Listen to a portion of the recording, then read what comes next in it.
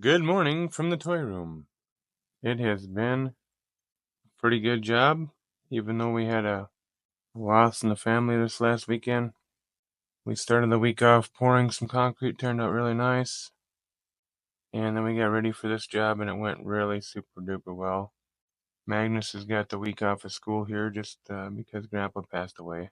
And he's been coming to work, we've been telling stories, and we've been, doing what Grandpa loved to do. And I tell you, Magnus and Carly, of course, but Magnus is for sure one of Grandpa's favorites of all time. He's gonna be really missed, and it's really kind of setting in after this week of work and we gotta make the most of our lives.